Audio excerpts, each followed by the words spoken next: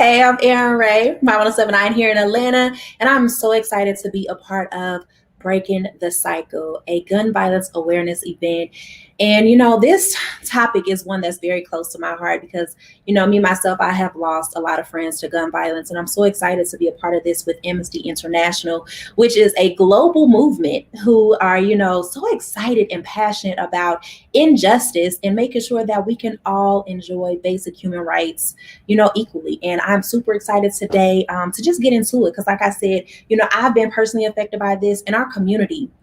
It is one that is impacted the most. I'm not sure if it's our music or, the movies that glorify it, but it's definitely something that needs to be talked about. And not just, those that have passed from gun violence, but how it affects those that are left to pick up the pieces. So we're going to get into it and it needs to be talked about. So we're going to talk about it today. And I'm so excited to have our panelists on today.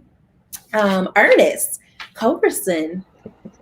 Hi, Ernest. Hello, hello. How are you, sis? How are you? Can you just speak a little bit about your position and what you do? Yeah, most definitely. Well, I'm Ernest Culverson. I'm the manager of our gun violence campaign, gun violence campaign at Amnesty International. As you stated, we are a worldwide human rights organization, and I work to help lift up our gun violence work so we can look at positive ways to eradicate and end gun violence across the country. Especially, like you said, in our communities, the Black and Brown communities, that is suffering from this. And it's individuals and organizations that's been doing this work in their communities for years that don't get the same upliftment that, say, Moms Demand or March for Our Lives, which is doing great work.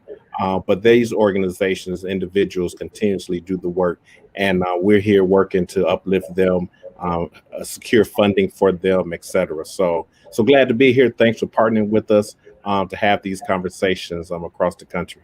Yeah, definitely one that needs to be had. And Keith Strickland. Hey, Keith.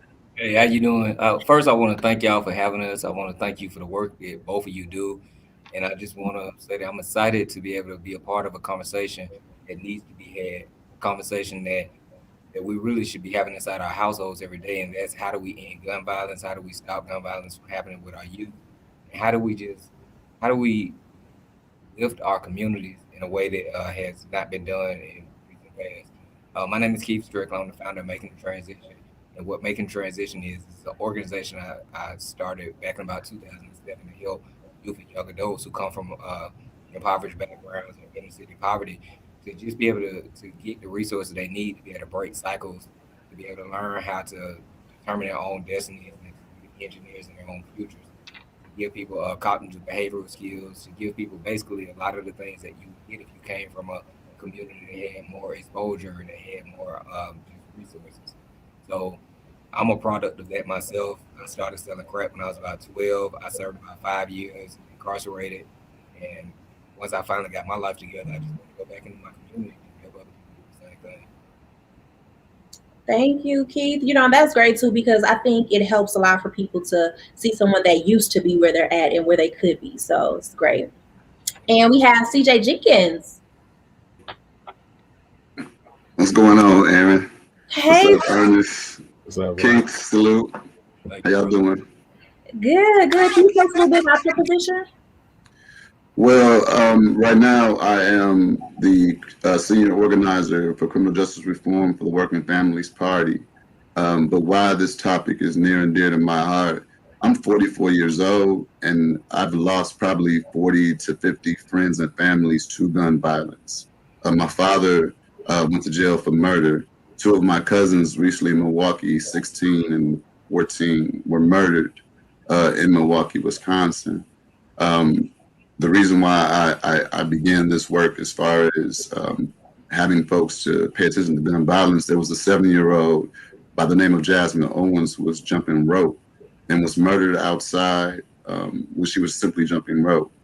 And so this is something that's very, very near and dear to my heart. And this is why we do the work, right? This is why we do the work, because gun violence plagues us because we don't have resources, right? And because we don't have resources and we don't have folks fighting on our behalf or have our self-interest at heart, we're left to fend for ourselves. And so I thank y'all so much for having me on this panel with such amazing people.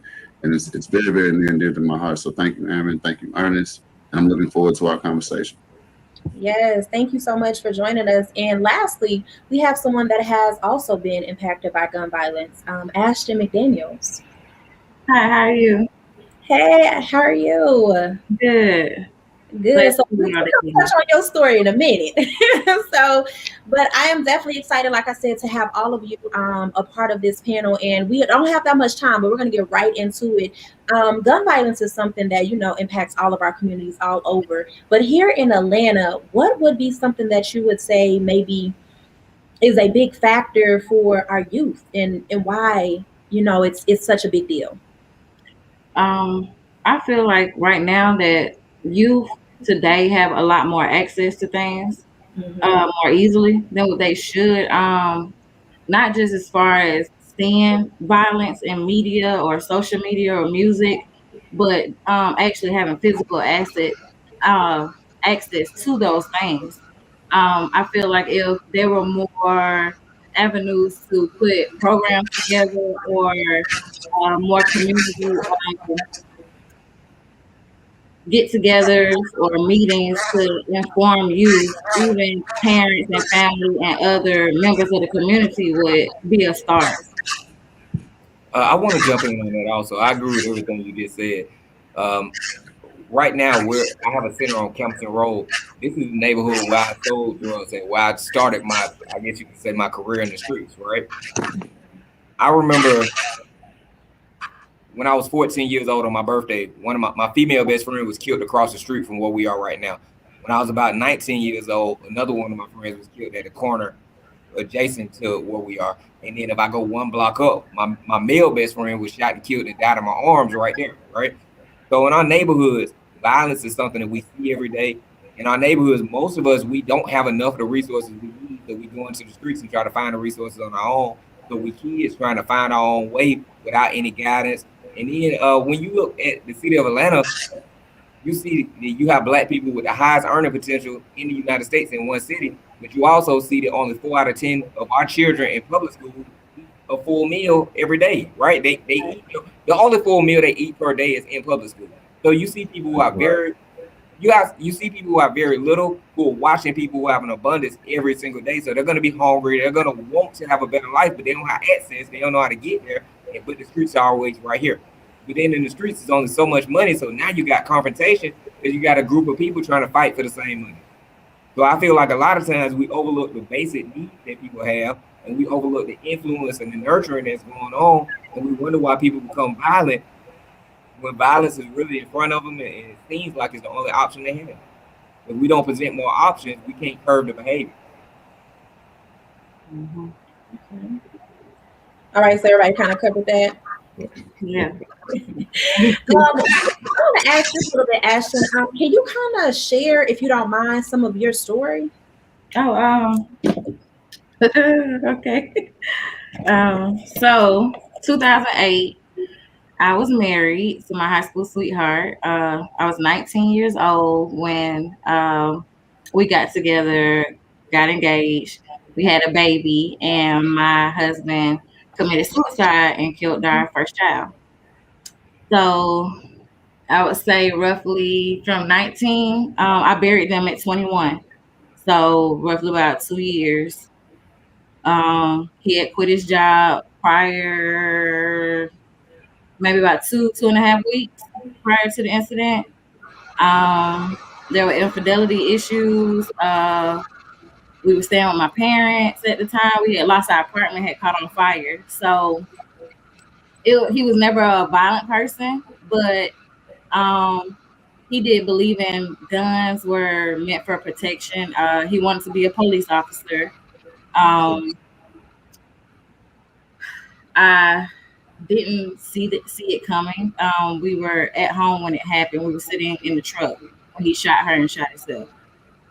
So it was.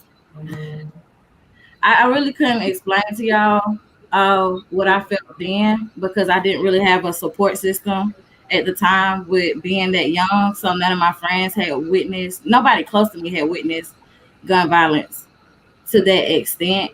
And I really didn't have a family support either because none of my family had ever experienced anything or went through anything like that. So for a long time, I really had to figure things out on my own, as well as dealing with mental health.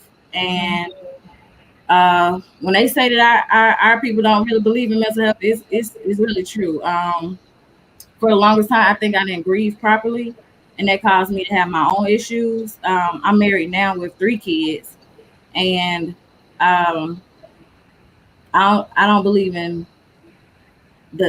communication is a big factor in our household. And I feel like I tell a lot of people, if people communicated more than what they did, it'll avoid a whole lot of miscommunication and a whole lot of conflict, unnecessary conflict.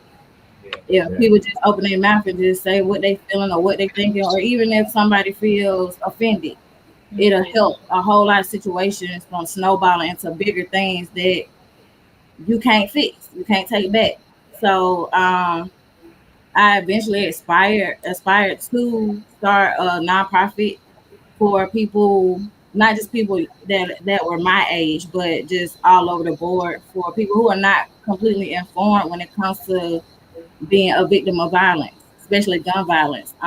We have a Georgia Crime Victim Compensation Program, but like I said, at the time and at the age that I was, nobody helped me walk through the process or knew the proper steps to tell me what to do. That people can get compensated for, like I could have got compensated for burying her, even though victim, even though he was the person who committed the crime, it's completely different with her being the victim of the crime. So just little things like that. I wish there was more of a voice to allow people and help people know, because our people don't tell each other things. They don't inform them about things. So I feel like being the age that I am, I still want to be a part of that, just but having the right connections and knowing who to talk to so that those things can be put in place to help us as a whole. Right. Yeah. Because losing someone so young in a situation like that, who knows what to do? Like I said, I've been in situations where I lost friends, boyfriends to gun violence, and did not know what to do. You just kind of think like, oh, this just happens every day because our community.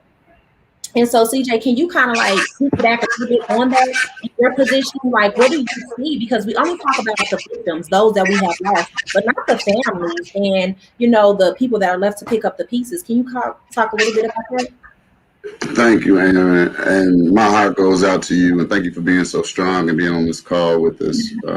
I really, really appreciate you being here. And so there's a few things. One, we've tolerated that and accepted that some communities, particularly those Black and Brown communities, that we just have to simply deal with gun violence as our reality, and that's unacceptable, right?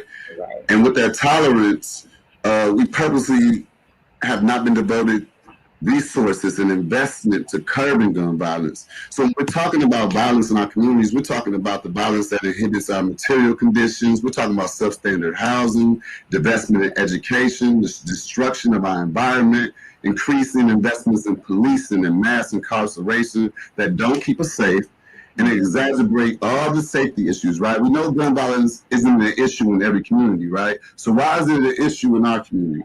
And so that's the question we need to be asking, is what's different about our communities that don't struggle with this issue versus those that do, right?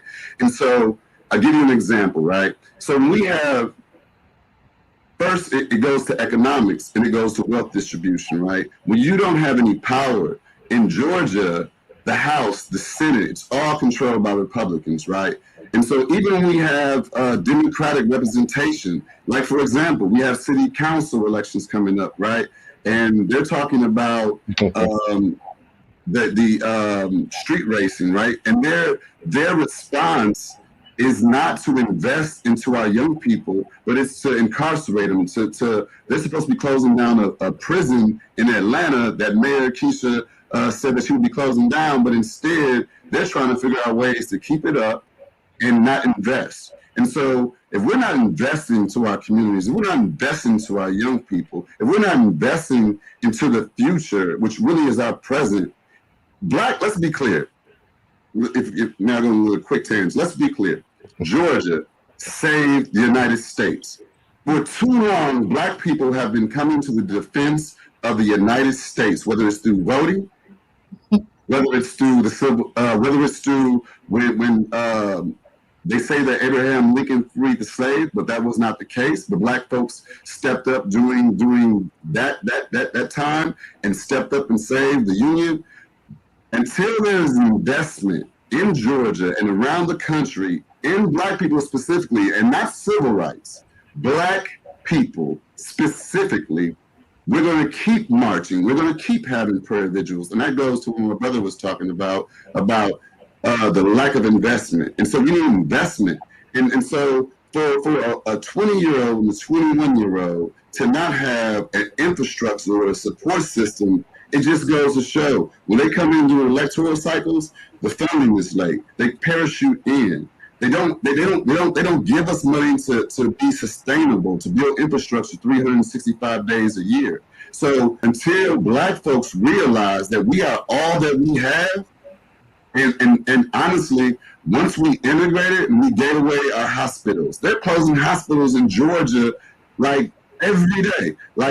We don't have any hospitals, right? During the COVID crisis, we don't have hospitals. So until we realize that we're all we have, we're going to continue to be having prayer vigils. We're going to be continuing to march. And so we need to really have a serious conversation about wealth distribution and how to build infrastructure and build power in Georgia, because we're the blueprint for the country. Sorry for my tangent, but yeah. Well, no, that actually leads into the next question, because that's like another conversation on us coming together. But with all of you guys, you have done something in the community in one way or another to, try to bring awareness to this. What conversations need to be had? People don't know, like I personally didn't know what funding needed to be put into, certain organizations so that we can get this information. I would have never known a young lady needed help on, burial sites for her child, because her husband, did such a heinous thing. What conversations or what funding needs to go into these things? Because those conversations, that's the biggest thing. I think people don't know. They don't even know. You can say Google it. They don't know what to Google to even get the information. So what conversation or what funding needs to happen in order for us to get the change that we need in our community? So, and that's a good question, and leads into like the work that we're doing, at Amnesty, especially around gun violence. So two things, like in our campaign, we did a report on survivors of gun violence, and it highlighted the same issue Ashton just talked about, where there is these state funds of crime victim funds that are available per state. And it's typically funded through the federal government and the state government. And these dollars are there for crime victims that you're able to tap into, like as you say, to help pay for burial costs, to help pay for lost wages, etc. But the government is not letting people know about this. Many states that we saw end up turning money back into the federal government because they didn't use the fund for that year. And so that education of what's even out there is very much needed in our community. And our Scars of Survivor reports even talked about that, and how many of these communities and people just don't know that is there. And for whatever reason, our state leaders are not letting folks know and informing people about that. But then secondly, under gun violence work that we're doing, Break the Cycle of Violence Act is a piece of legislation federally that will provide funding for these community-based organizations that's doing this work that Keith is doing, that CJ is doing in these communities across the country.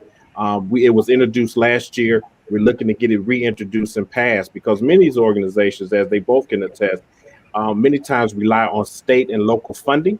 And according to who's in the seat, as CJ was saying, who's in the seat, the governor may decide funding needs to go to something else. So they reduce the funding or cut funding for an organization. The mayor may decide what have you. We're in this COVID life and have been that for the year. So funding being redirected for COVID work. And so these organizations that's been doing this work is losing that funding. Now they have to lay people off. They don't have the same reach that they have. They lose trust in the community. And so federally, we can get this money funded to these organizations through the Break the Cycle of Violence Act. Then we can look at how to keeping these organizations substantial, keeping them going year to year, day to day, to continue to do this much needed work in communities across the country. Okay, and I want to direct this one to Keith.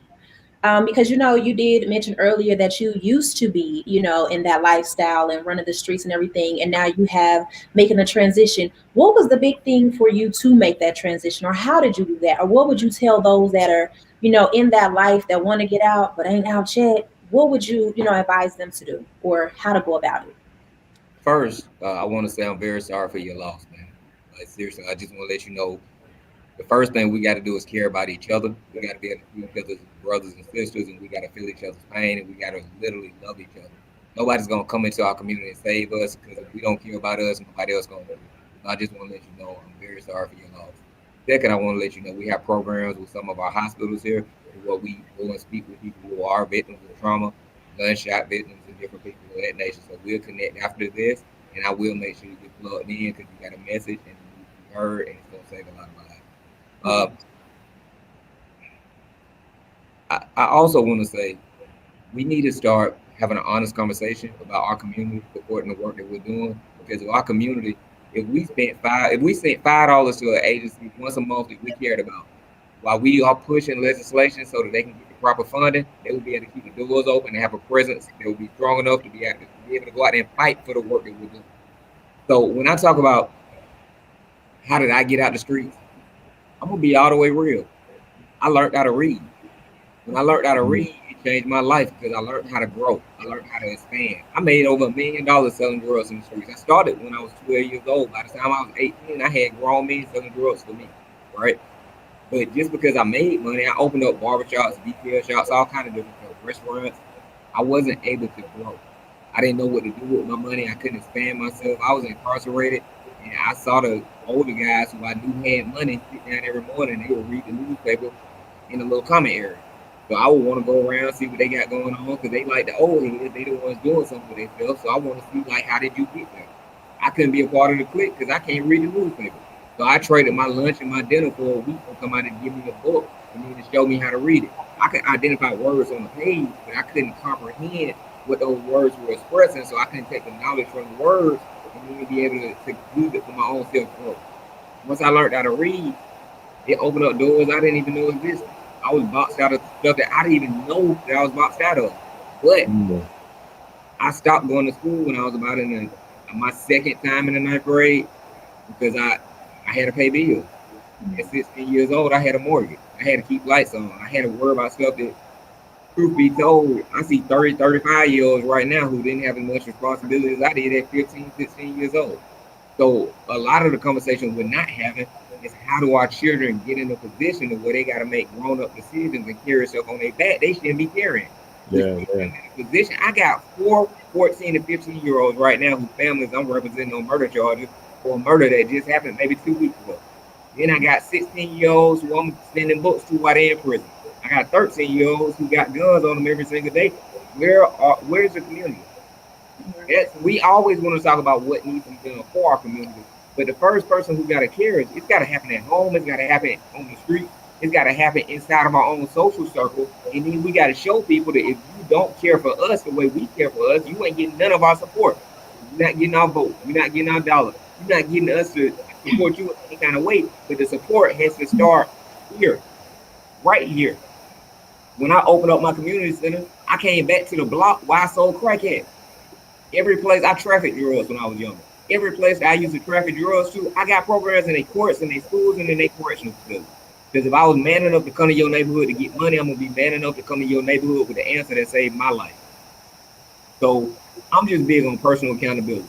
I'm big on being real about who I am, being real on my mistakes, letting folks know that I messed up. I got a daughter who died while I was incarcerated. She was born while I was incarcerated, died while I was incarcerated. Her mother tried to take her own life because of what she had to go through by herself, because I wasn't there. I put her in a position that I wasn't man enough to help her walk through after she had to deal with it, right? But these are things I tell you. Like, yeah, I made money. I had a lot of cars. I bought houses. I did all this other stuff, but you can't see what I fall asleep with every day. You can't the pain that I fall asleep with, because most of my friends have been murdered. So if we talk about programs are good, and I believe in them. I run program. I got a degree in psychology now. I'm a state I'm a licensed therapist with the state. But programs don't change lives unless the people who run them care about the lives they're working with. Yes, sir.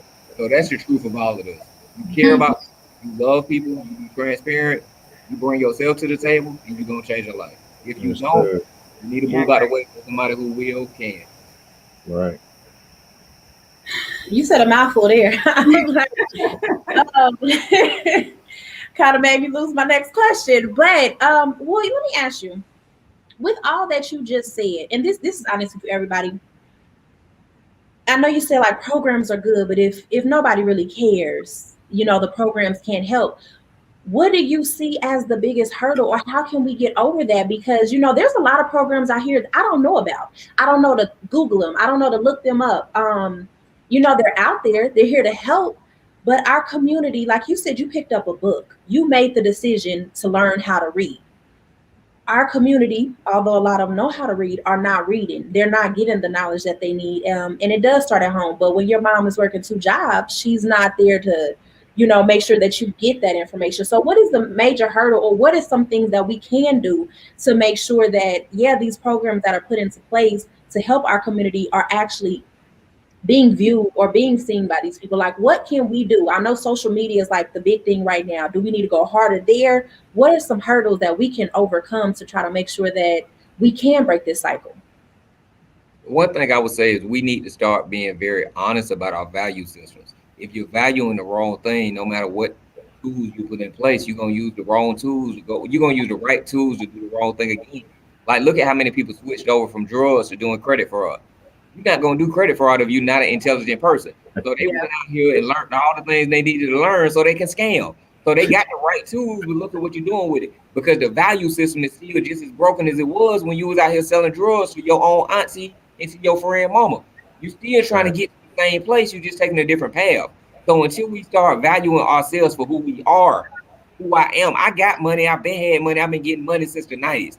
I don't care about that. I'm valuable because of God made me. I'm right. valuable because when I look in the mirror, I see a king and I love myself. It ain't about the stuff I got, it's about who I am. And until we can teach that, and until we can model that, and until we can just say it ain't just words. People gonna keep using the wrong tools or the right tools or whatever to get back to the exact same place. When you see people who are proud in themselves, they don't take shortcuts. They ain't out here trying to impress you. They trying to impress themselves. When my daughter passed, I made an oath to my daughter.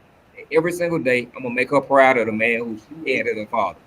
Because I Mm. wasn't making her proud when I was locked up. Like I said, she was born while I was incarcerated. So every day I wake up to impress three people: God, my daughter, myself. Anybody else who ain't impressed by the things I do for us, you don't matter to me. So I ain't got to go out here and do nothing to risk my life to get no money because the people who matter wouldn't want me to put my life in jeopardy. And until we can get our youth to be able to see that they matter, and anybody who they got to do anything to do, if you got to take an alternative route to get to a place, you don't need to be at that place. You get what I'm saying? Yeah. But as long as our culture still, if you see a woman and as a man who looks really good, the first thing you do is look at her body. You don't look at her actions. You don't look at her character. You don't look at all these other things. As a woman, you see a man in a Bentley, he might have three baby mamas and he ain't taking care of none of them kids. But he getting money. That's the value system of our culture, especially for the younger people, right? You may get older, you may get out of that, but criminality drops off at 24, then it takes a bigger dip at 31. So at the maturity levels, when you're growing out of it, you're aging out of criminality anyway. The average person commits their first criminal act between 11 and 13. They get incarcerated and they get sentenced for their largest crime between 17 and 19. But those are the ages when you're super materialistic. So Hmm. if we can't break the materialism, if we can't break this social bond that we have around stuff, then they're gonna keep doing whatever they gotta do to fit into society. Because when you grow up poor, nobody values you. When you put something on your back with a tag on it, when you start dressing better, when you start driving better, Yeah. then somebody notices you. So our kids are killing themselves just to be noticed. Yeah, yeah. That's it. Yeah. Very true. And I mean, everything that you said is true. And I definitely agree with all the reasons why people do these things. And you just said that between 11 and 13, I believe you said, is when, they commit Introduction to criminality. is their introduction. So if we know this in our community, what is it that we should start doing right now? Because we know we're not going to stop everybody from shooting and killing right now. Show up. Hmm? I didn't mean to cut you off. Show up. Show up. I'm on the school board. I'm on the state board for juvenile court. I'm sitting on the city board to repurpose the police department. When we do all these things, you don't see our community at none of the meetings. How can we get our community to show up? We have a public hearing for every board. I'm sorry, sir, if you want to. Go ahead, bro. No, I'll come back after you. Go ahead, finish up. We have a public hearing for every single board. Every board that we have that has any public tax dollars that controls any segment of our public population, they have public hearings. If you got a child in a school, go to your school board meet. You're gonna meet somebody from the city council. You're gonna meet somebody from the MPU. Literally, if you start showing up at one, it's a small network. And the more that you get acknowledged in the network, the more you're gonna have influence in the network, and the more you're gonna be able to make a change. But you gotta be there to see what the problem is to be able to curb it. Yeah, I mean, and Keith hit on the nail. I mean, it's really getting involved. I mean, we have to, like you said a second ago, and how social media has become so big, we have to stop being social media advocates, right? We got to get from behind the keyboard and the screen and really put our feet to the fire and really get involved. We can't be, armchair quarterback. We can't want to, make our noise on social media, but then when it comes to, as Keith said, we go to the meeting, nobody's there, or the same 5 people is there. And so who's ever there going to write the agenda for what's happening. And if we're not there to show up to talk about what's the issues in our community, if gun violence is that issue in our community, we want to address it. And if it's through some program, if it is through funding CJ's org or Keith's org, working with survivors like Ashton, if that's what we want, we got to be there to make sure those dollars are put in those places, that those programs, that people that's involved are really looking at real life issues and not just this pie in the sky thought of what gun violence is, but it's stuff that's happening in everybody's life, because gun violence is more than just it's a one trick pony to fix it. There's so many things going on, from food deserts to lack of education, to lack of after school programs, to jobs. So how do we deal with that in all of those different pieces is the way we're going to fix this thing. And you have to get involved and out from behind a social media computer. And Ernest, just to jump in DC, when I first got into, like, not just being this, but trying to figure out the holistic approach, they said that if you're on the menu, you know what I mean? Mm-hmm. So you need to be at the table. And to what Keith was talking about, like, what I've learned, so we do this conflict resolution training all around the country called The Truth Is. And whether I go into prisons, the detention centers, I've talked to kids who armed robbery, attempted murder, selling dope. When they do their truth is, you can lie to everyone in the world, but you can't lie to yourself, right? Mm-hmm. And so when you look in that mirror, you have to understand who you are as a person and who you are as an individual, right? One thing these young people know is that they know some fake stuff, right? They know when you don't love them unconditionally, right? But if you don't love yourself, mm-hmm. if you're not honest with yourself, how can you go out and be a servant, right? You have to first, every day that you wake up, you have to look in that mirror, and whether you commit flaws or whether you haven't lived up to your greatness, you still have to push yourself to reach your greatness, but being honest with yourself, loving our people unconditionally, that's something that we don't do. We have a false sense of love. We have a false sense of truth within ourselves. The reason why I'm able to do this work is because when I put down my truth is, and I go into these prisons, these detention centers, or wherever I'm going, I'm telling them, yo, this is my truth. This is what I grew up with. This is where I am now. And if you will allow me, and first of all, I don't know everything. Sometimes we have a habit of always thinking, because we got these organizations, understand that we're still students. Right. We still can learn. We lack humility in our community. We lack empathy, right? And so like when Keith talks and when Ernest talks and as Ashton talks, I'm sitting back being a student, right? because it's feeding my spirit and my soul so I can then go be a servant.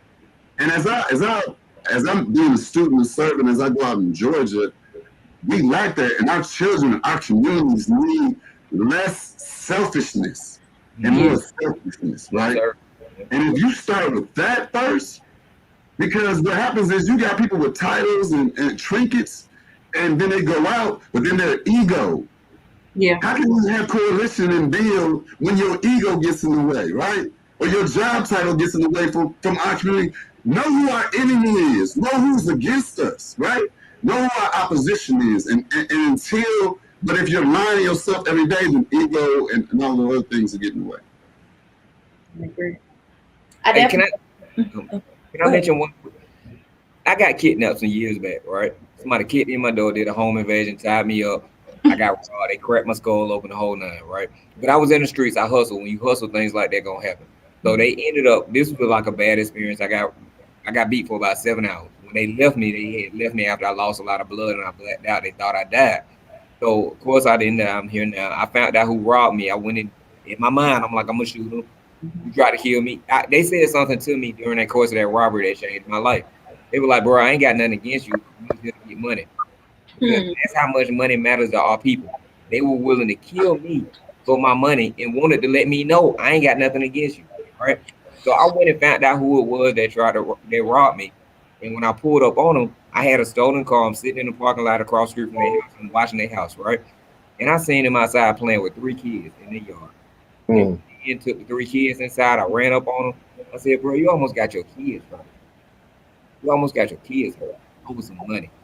You know, I pray for them every single night when I go to sleep. I pray that God gives me my grace and my favor so that they're covered until God makes a change in their life that He made in mine. Because just because they did something to hurt me, I hurt everybody whose family I sold a drug to. Right. This image person that don't know no better, just like I did. And that's what I mean by we got to care about people. That person is a father. We may never be good, which you really can't be after that. But they still got kids that need a father. Mm-hmm.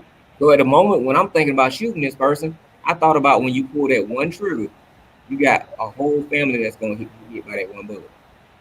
The kids ain't going to have a father no more. Their mother going to go through trauma. Everybody connected to that person is going to go through it. And that's what I mean by we got to start caring about each other.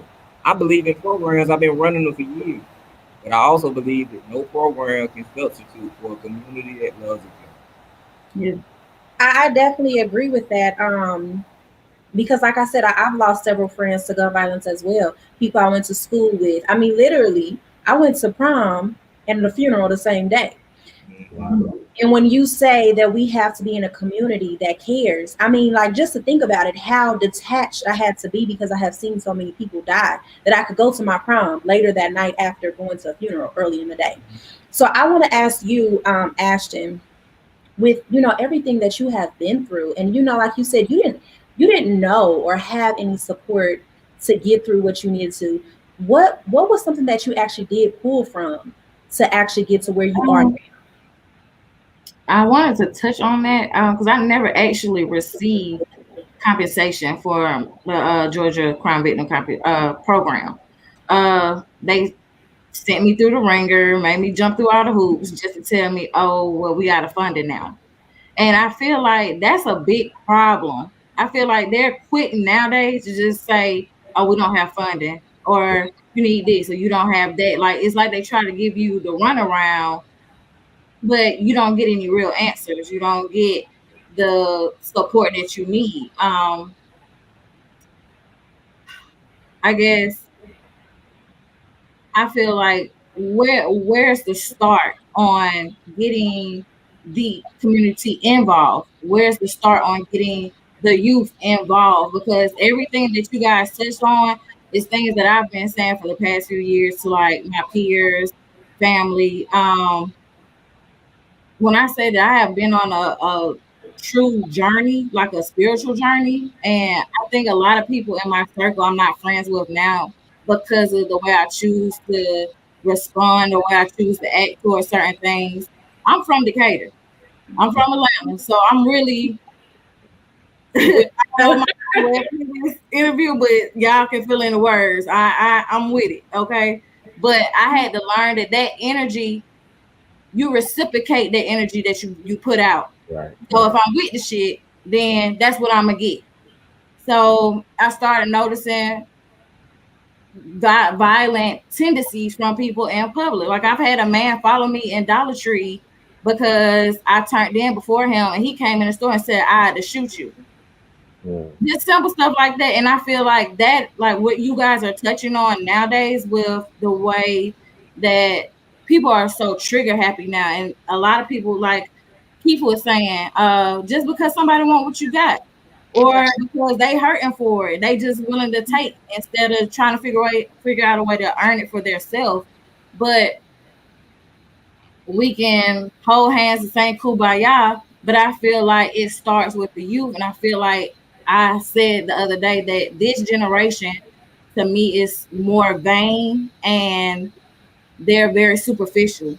They only care about what they see, fitting in, designer, like where are true leaders? Where are people that really think from their mind and try to make a difference? I don't feel like we have that anymore.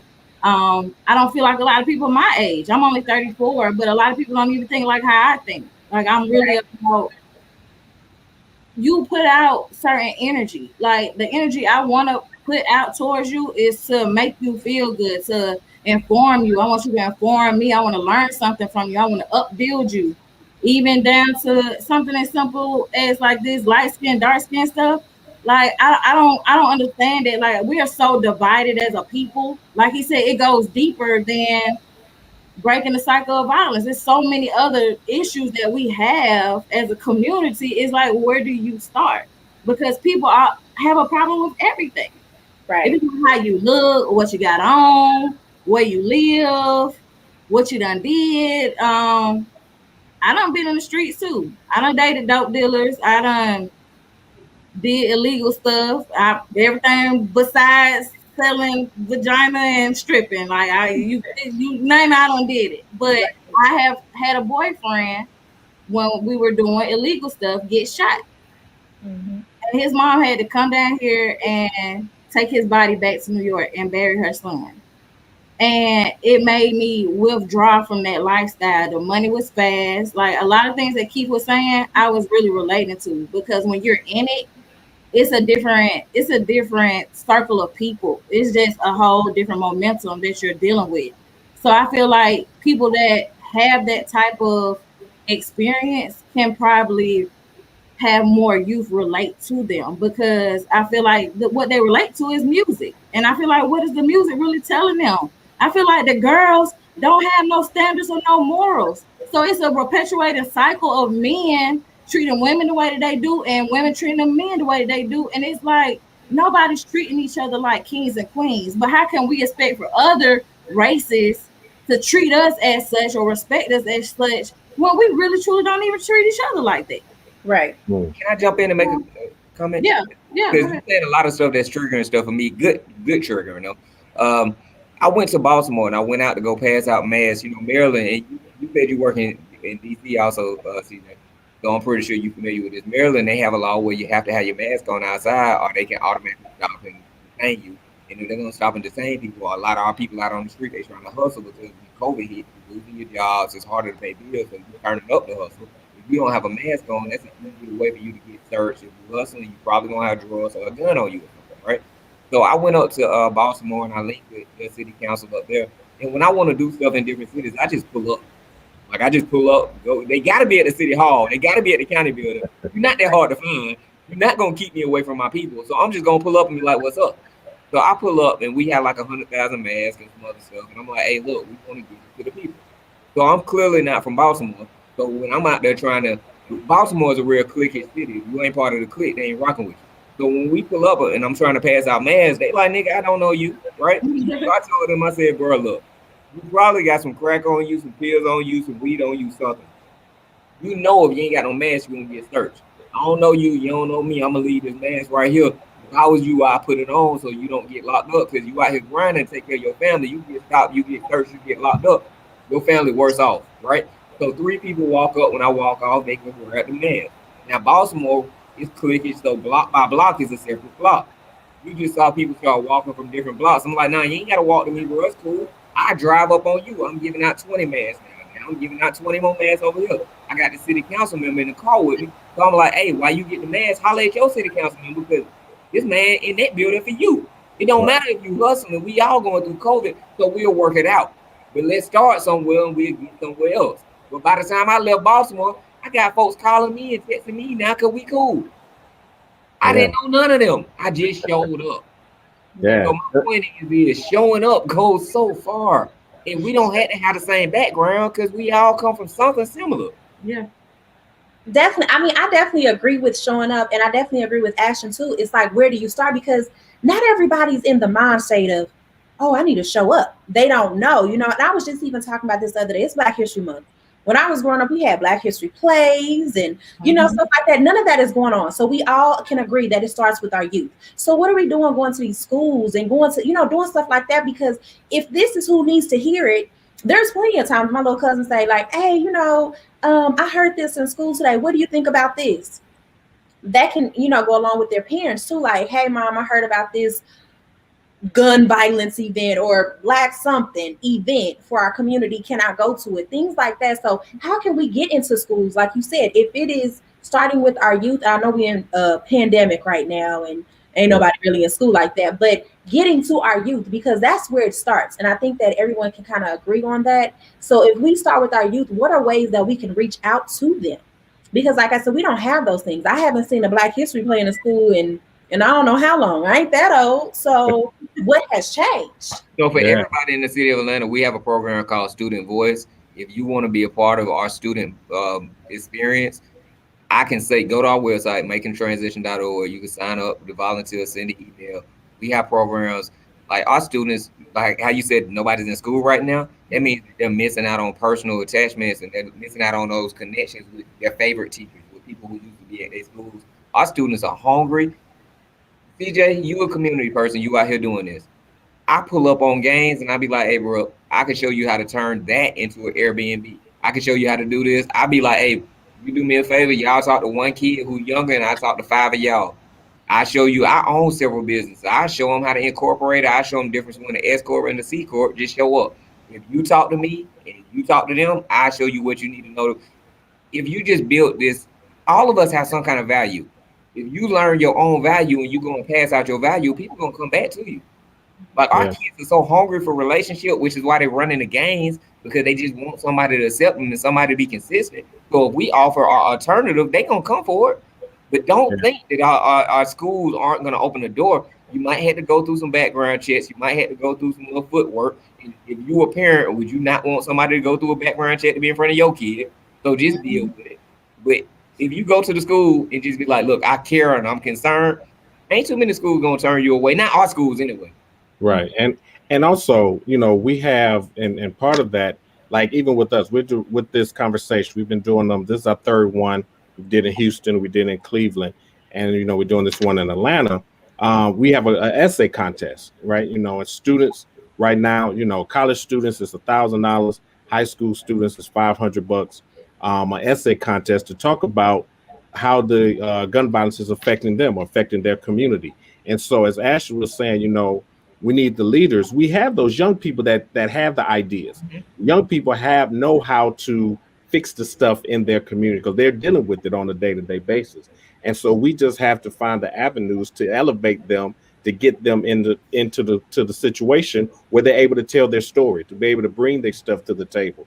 And so this essay contest, if they go to amnestyusa.org, amnestyusa.org, go to the gun violence page, you can get the information how to submit an essay and get this money. It's $1,000 for college students, $500 for high school students to tell their story, to get it out. You know, they're carrying this on their back of them dealing with this, seeing this every day. And so this is the opportunity for them to be able to vent, get it out, tell their story, but then at the same time, get some money in their pocket to help with school, to help with house, whatever they needed, these cash prizes as well. So, you know, if you know young people out there that are good writers, have stories, please get them involved and you know, do this essay contest as well.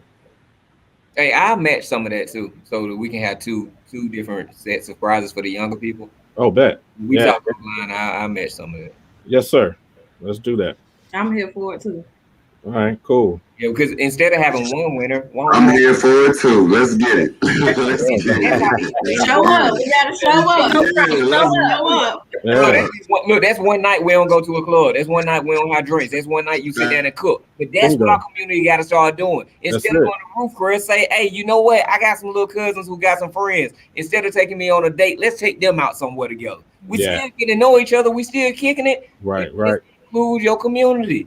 Yeah. Just That- reimagining. I mean, that's a lace front, so I can give something up, you know. Yeah. Know your community, right? So, you know, what are some other ways? Because we have discussed all of this, and I know our time is kind of coming to an end. But just before we go, what are some other ways that you guys are, you know, in the community and that, you know, people can reach out? Because, like I said, we're just trying to figure out ways to best reach them because we know what they're into. And they ain't always into what we're trying to talk about until it, you know, something that really engages them. So what other ways are you guys, you know, in the community so that we can have the youth involved more, or the community period? Can I add something real quick? Yes. So I grew up, well, I told you guys I grew up in Decatur. So I went to Gresham Park after school program growing up in elementary school and summer camp. And then it was also my first job that I had at 16 growing up. And I felt like that was really a staple for me and for community. And a lot of people that I'm still friends with this day since kindergarten say how that after school program or summer camp kept us out of a lot of trouble. It gave us something to keep us occupied. So I actually went to the center director. She's actually a family friend of ours about providing cooking classes. I'm a chef. So I was saying, how about providing cooking classes for kids? And it was going to be free for kids that are underfed, for parents who can't come pick up their kids by a certain time before they get off work. I feel like so many people have become hands off. Like, oh, it's not my problem, or it's not my child, or they don't have anything to do with me. Like, I feel like I can add, you know, other resources besides money. I don't have a whole lot of money with 3 children, but I feel like if we were to implement maybe certain programs for kids that people don't always have to pay for, that maybe that'll give them some type of other connection of building friendships that are not bad influence, or friendships that are made by being in the streets and being around certain people, but engaging not just children. Because I noticed too, when I used to be a counselor, there are not a lot of programs for past 12, 13-year-olds. There are not a lot of programs for teenagers. And after that, it's the drop-off age. And it's like, where do they go after that point? Right. The streets. It ain't nothing else to do. They hanging out, they doing stuff, they being places they don't need to be. So that way, maybe you can partner with the radio and have certain events. You know, kids and teenagers always want to see a celebrity or a rapper or a singer. You got to bait them. It ain't no other way around it. You got to bait them. If it ain't with social media, you got to have some type of celebrity presence. That's a way to bait them. And then to really get the message across, I feel like if you start being able to pull 1 and pull 2 and pull 3 from here and there, it'll build, like you said, it'll speak for itself. But it just starts with giving them options. They don't have a whole lot of options. Like you said, it ain't no school, so it ain't no Black history, it ain't no plays, and we in competition, my team gonna beat yours, and we gonna get the pizza party at the end of the day. And like there's So we got a 50,000 square foot building right here on Campbellton Road. You want to do cooking classes, building open for yes. Black this whole all of that. I'm Keep telling you got everything over there, okay? I closed all my businesses to go into my community. All my businesses. Anything I couldn't sell, I gave it away to my workers. I took myself out of private enterprise because I cared more about my community than I did my money. So yeah, this is my life. I just came back from Houston today. I'm going out to back to Baltimore. I just came from Miami. I got programs all across the country. We got programs in our district attorney's offices. We got programs in our schools. We got programs in the YDCs. We got programs in our Fulton County Courthouse. we literally everywhere that there's a touch point where you could say this is a place where low income people have their biggest waves. We try to put some kind of bridge in that space. So literally, if I can find a way, I'm gonna do it. If I can't find a way, I'm gonna make a way. So it is. Let me hop in too, Keith, on that note. So we just made history with the Senate election, right? They spent $300 million parachuting to get 2 folks into office, right? If we don't have the same intensity of going into these communities, not only elections, look at all the resources that we talked about that just Keith and Ernest have just on this platform alone. NGP did a gaming where young people could create their own video games and got rewarded $5,000, $3,000, $2,000. If you're not investing, if you can go knock on doors and tell people to turn and vote, why aren't you 365 days a year going knocking on these doors, find out who's in these homes, what issues do they need, what are the needs of these family members? If you're only doing the electoral cycles and then disappearing, there's no wonder why there's gun violence. So until the same folks who are dropping hundreds of millions of dollars during electoral cycles are investing in our communities, Right. specifically to educate, because even when we're doing electoral cycles, folks are just voting for candidates. They don't even know the issues. They don't know even what the DA race means or what the sheriff office does. So if you're not investing in education and building infrastructure 365 days a year, don't come to our communities talking about go vote, especially when you have a Keith and you have an Ernest and you have an NSA doing this work or a Black Voters Matter doing this work 365 days a year. Knock on the doors, and they're sophisticated, right? They have everything. They can tell you who's 18 or 30. They can tell you the last time they voted. They can tell you anything they want to tell you when it comes to electoral politics. Where is the investment in our young people and in Black and brown communities? And until there's an investment, we all we got. Hey man, we more than enough though. I don't want to say we all we got, like we ain't enough. Look, if you go to the strip club, it's banging every single night. It be Tuesday, $200 for parking because we up in there. So if we can keep doors open, why we can't keep these doors open? That's what I'm talking about too, though. I'm talking about organizing even our people, because in Atlanta, we have enough capital.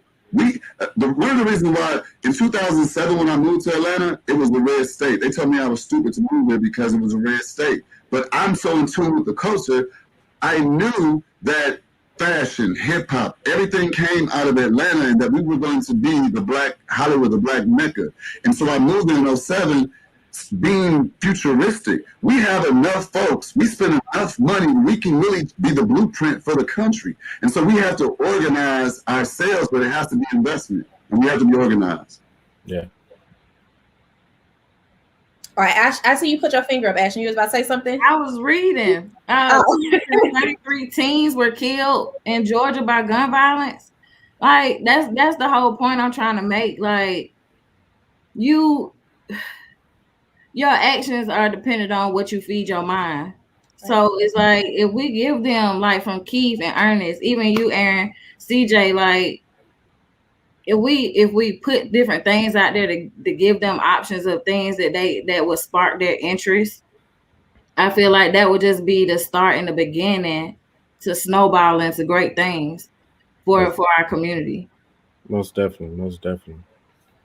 And before we go ahead, Aaron. I'm sorry. No, go ahead. I was actually going to see you anyway. Mm-hmm. Yeah, before we end, I want to say thank you to everybody for joining, but most definitely to everyone that's listening, watching, to join, work with these organizations locally, find folks that you can work with.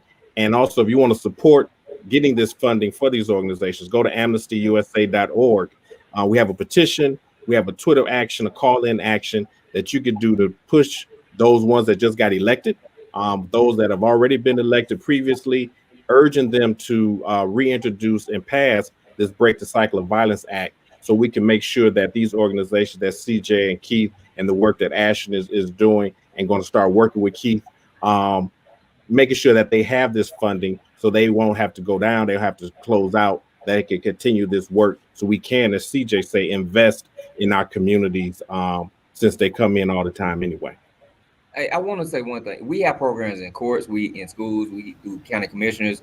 So we have over, I say in Georgia, about 90,000 kids who are in programs, right? If you care and you want to work with a youth, making the transition.org, we will find somewhere for you to be at with some kids who need making the transition.org. We'll find something. It don't matter if you got a skill or a talent you want to teach them. If you got love you want to give, let's do it.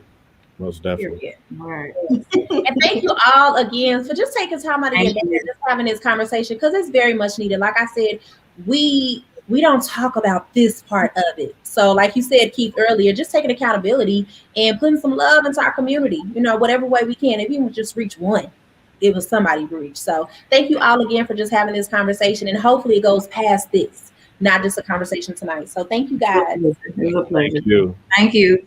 All right. Good night. Hey, Yeah. Ash, we're going to connect offline.